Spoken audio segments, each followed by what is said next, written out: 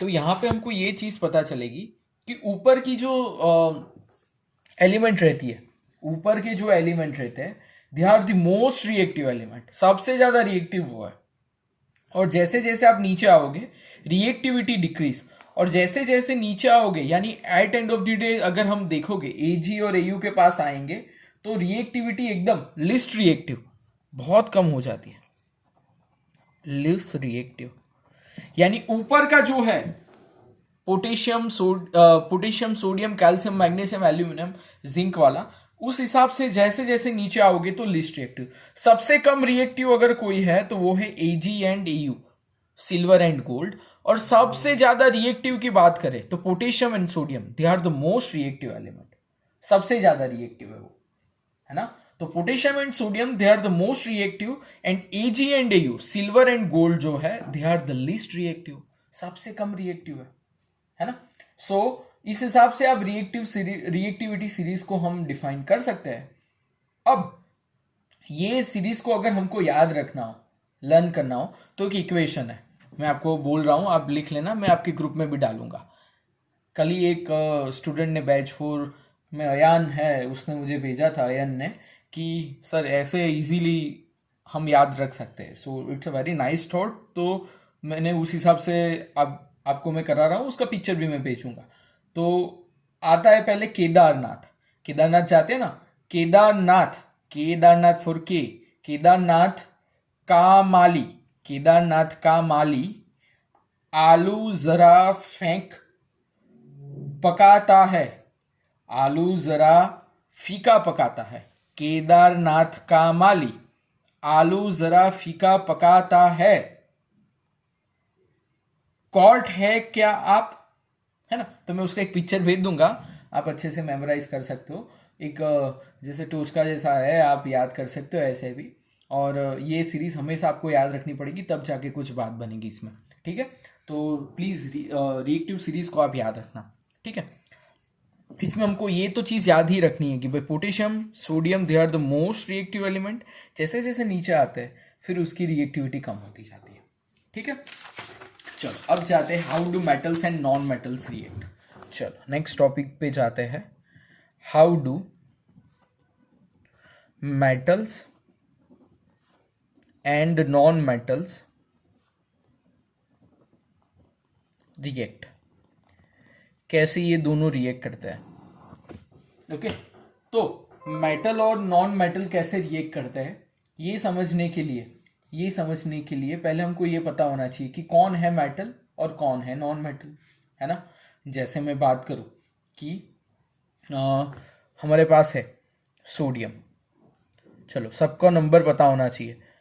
Sodium, तो sodium का number है 11, है ना। सोडियम का नंबर है 11। तो 11 नंबर के हिसाब से अगर हम देखें, 11 नंबर के हिसाब से अगर हम देखें तो सोडियम के लिए पहली एलिमेंट, पहली जो है सेल, उसमें कितने इलेक्ट्रॉन जाएंगे, 2, फिर जाएंगे 8 और फिर जाएगा 1, है ना। तो ऐसा सोडियम के पास उसका स्ट्रक्चर है, ठीक है। तो सोडियम हमेशा नोबल गैस बनाने के लिए उसका जो एक इलेक्ट्रॉन है वो डोनेट करने का सोचेगा। क्या करने का सोचेगा, डोनेट करने का सोचेगा। यानी सोडियम का जो एलिमेंट है उसका नंबर है 281, उसमें से सोडियम एक इलेक्ट्रॉन डोनेट करने के लिए सोचेगा। अगर एक इलेक्ट्रॉन उसने डोनेट कर दिया तो वो खुद क्या हो जाएगा, Na+ हो जाएगा, ठीक है। और जो प्लस होगा उसको बोला जाता है कैटायन।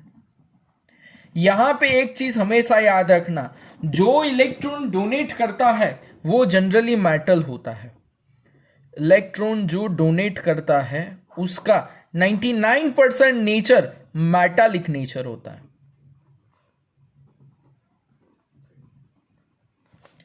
ठीक है। तो यहां पे सोडियम का इलेक्ट्रॉनिक कॉन्फ़िगरेशन क्या है, 281।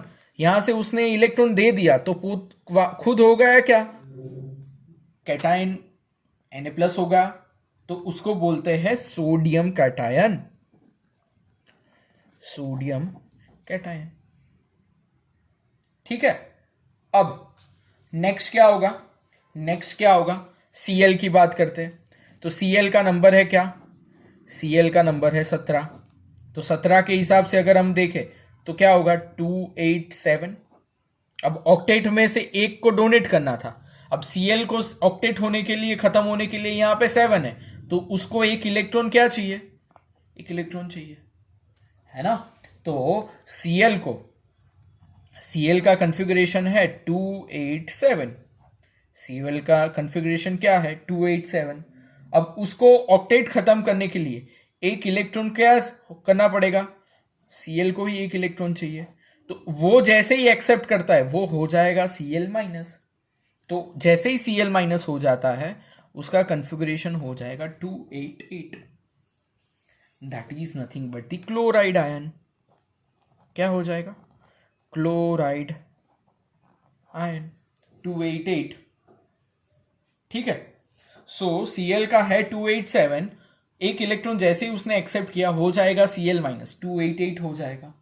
ठीक है। अब जैसे ही मैंने बोला अब क्लोराइड आयन होगा तो ये क्या हो जाएगा? ये कैटायन था तो ये हो जाएगा एनायन। ये तो सिंपल है ना।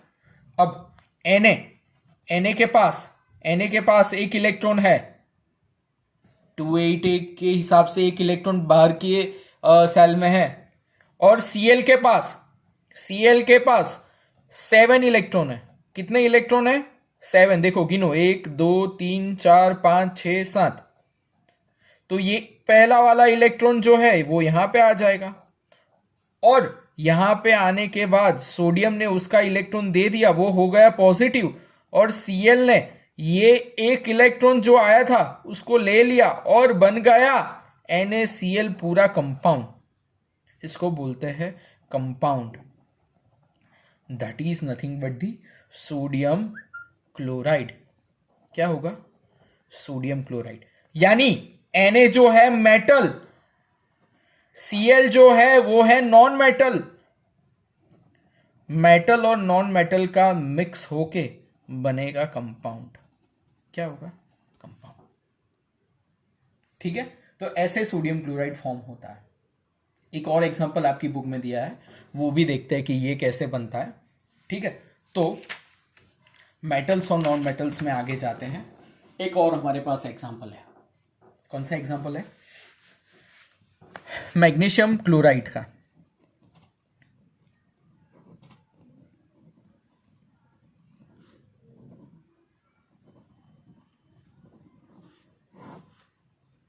चलो मैग्नीशियम क्लोराइड का अगर देखें, तो मैग्नीशियम क्लोराइड में जैसे ही हम बात करते हैं मैग्नीशियम, तो Mg है। मैग्नीशियम का नंबर क्या है? Mg है। So Z is equal to Mg में क्या होगा? 12 होगा। Mg के लिए Z इज इक्वल टू क्या होगा? 12 होगा। तो Mg के लिए Z इज इक्वल टू 12 है। ठीक है। तो उसका ऑक्टेट पहले लिख लेते हैं। क्लोराइड यानी एक आएगा Mg और दूसरा आएगा Cl। सो 12 के हिसाब से देखते हैं तो 282। मैग्नीशियम का क्या आएगा कॉन्फ़िगरेशन? 282 आएगा। ठीक है। और दूसरा जो है वो है क्लोरीन। क्या है? क्लोरीन। तो क्लोरीन के लिए Z इज इक्वल टू है 17, जिसमें 287। क्लोरीन के लिए क्या है? 287। ठीक है। अब 287 के हिसाब से अगर हम देखें तो मैग्नीशियम का नंबर है 282 और क्लोरीन का नंबर है 287, है ना। अब मैग्नीशियम के पास कितने इलेक्ट्रॉन है?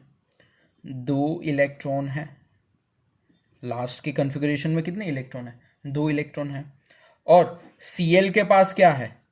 287, यानी 1 2 3 4 5 6 और 7। अब एक इलेक्ट्रॉन तो ये यहां पे दे देगा, एक इलेक्ट्रॉन तो यहां पे आ जाएगा, उसका कोई दिक्कत नहीं है, ये इलेक्ट्रॉन आ गया। ठीक है। लेकिन दूसरा इलेक्ट्रॉन देने के लिए दूसरा क्लोरीन चाहिएगा, क्योंकि एक एक्स्ट्रा है उसके पास, तो वैलेंसी के हिसाब से यह यहां पे आ जाएगा।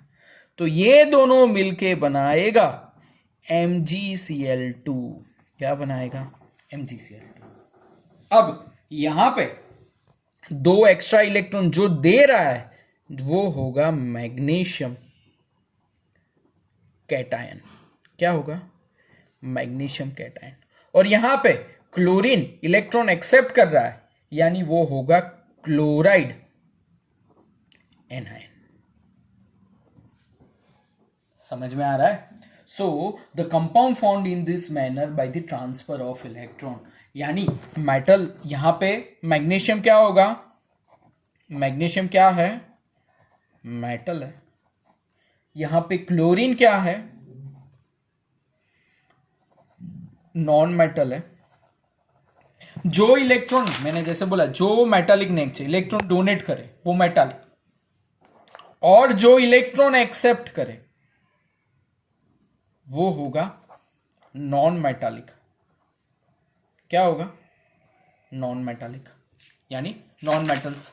यानी Mg और Cl दोनों 2Cl मिक्स होके बनाएगा MgCl2, मैग्नीशियम क्लोराइड।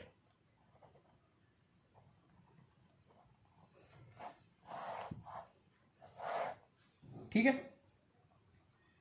चलो नाउ, हाँ ये तो होगा। सो ऐसे आप बहुत सारे कंपाउंड बना सकते हो।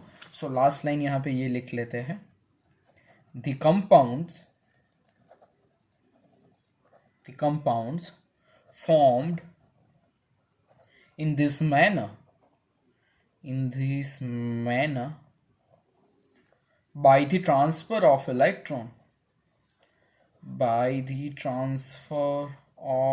electrons from metal to non-metal as ionic compound, from metal to a non-metal, metal to a non-metal are known as ionic compounds, जिसको हम आयनिक कंपाउंड्स बोलते हैं। ठीक है, और जिसका दूसरा नाम है, it is also known as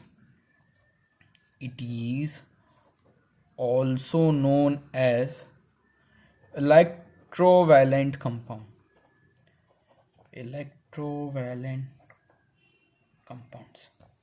okay, चलो आज यहां तक रखते हैं।